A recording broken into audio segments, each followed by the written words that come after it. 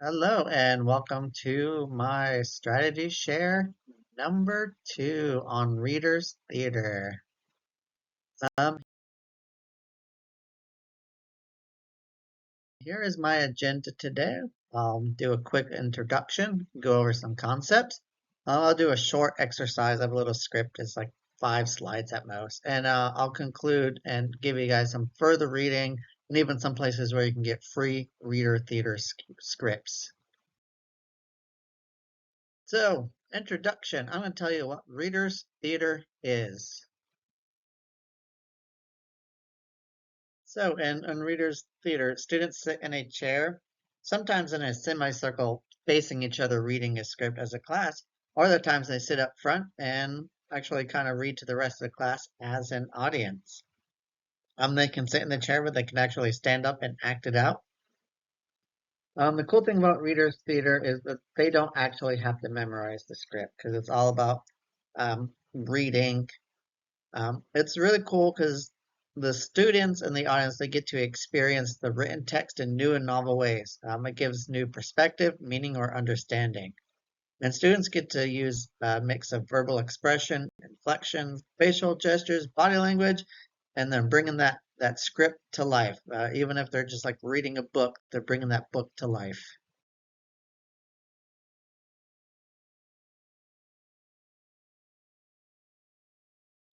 And briefly, I do want to go over some of the current literature, but basically, Reader's Theater, it shows positive influence and comprehension and reading fluency.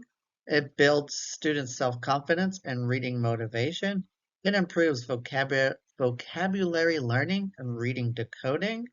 It also shows great improvements in reading prosody and fluency, and it has also shown significant gains in word recognition, pronunciation, coupled with increased enthusiasm, engagement, and confidence, as well as improved decoding skills coupled with improved comprehension. So, suffice to say, I absolutely love Reader's Theater. I'll just go over how to use in the classroom, kind of go however I would use it in my classrooms.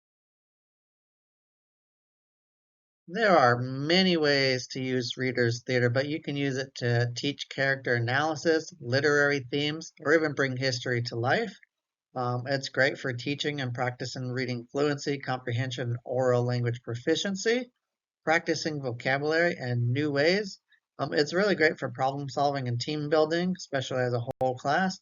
And for kind of literature classes, even history classes, great for drawing inferences, conclusion. And I really suggest if you're doing that type of stuff, that using graphic organizers for the audience and the students watching it. We have finally made it to part 3. I'm basically going to say how I would use this in my class and give you an example how I would use Reader's Theater to teach vocabulary in a history class. Feel free to click on these if you want, but basically I would have students log on or we do it together and read the ducksters.com on the history of ancient Egypt. We'd read that together, and then every student would take a practice quiz. If time allows in class, we could do the word search and the crossword puzzle on the same web page.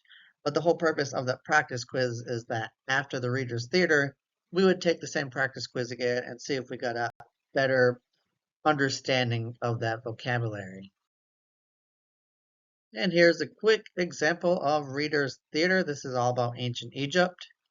Welcome, travelers, to the ancient land of Egypt, where the mighty Nile River flows. It is here in the delta the story begins during the season of Akhet, when the river floods the land. The flooded area has begun. Soon our fields will be rich with silt, ready for planting.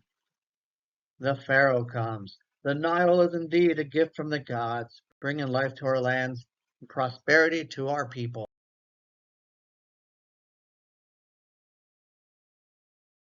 We travel now to Memphis, the capital city of the Old Kingdom, where the Pharaoh, Tutankhamun, consults or meets with his trusted advisors. My Pharaoh, the dynasty is strong, and our people are united. The construction of your pyramid in Giza progressed well. Excellent. Let us ensure that the legacy endures, just as the pyramids stand tall. Inside the tomb. Deep within a tomb, the preparation for the afterlife are underway. Reading from a scroll.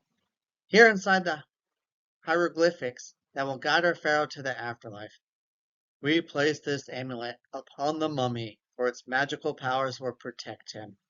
And let us not forget the Book of the Dead, with spells to aid its journey.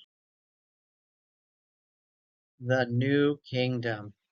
In Thebes, the capital city of the New Kingdom, Queen Nefertiti and Hatshepsut discuss their reigns, admiring the Eye of Horus. This symbol has brought protection to our reigns, and the obelisk we erected are testament to our power.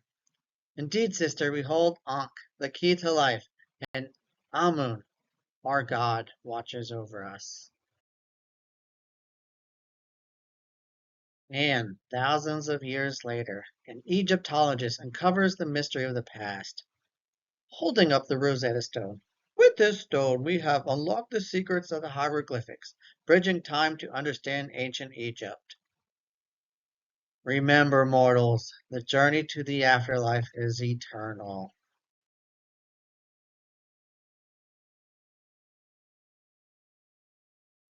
The legacy of Egypt. Egypt's legacy lives on, from the majestic pyramids to the tales of the pharaohs and the enduring symbol of the culture. Our games and traditions keep the spirit of our ancestors alive. And so the story of Egypt continues, written on the papyrus of time forever elected in history. May the spirit of Egypt endure through the ages. Thank you for joining us on this journey through ancient Egypt. May the lesson and wonders of this ancient civilization inspire you all.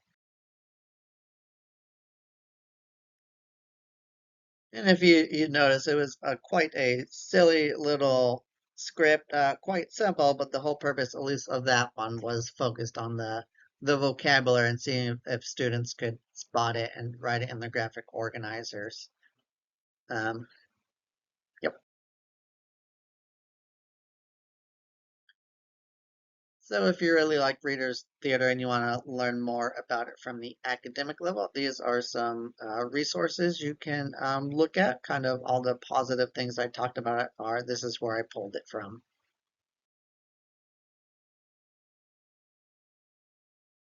And because I like free, this is a bunch of websites you're welcome to click on where you can get Reader's Theater scripts for free. Almost any subject, a lot of them being mostly reading, language, or history, but you're welcome to click through them and find something that works for you. I also, on the fourth one down, have scripts in theater if you have students who are from Spanish-speaking backgrounds. And thank you very much. If you have questions about Reader's Theater and want to find cool ways to use it in your classroom, by all means, email me and I can get you some information, even probably get you some scripts. Thank you.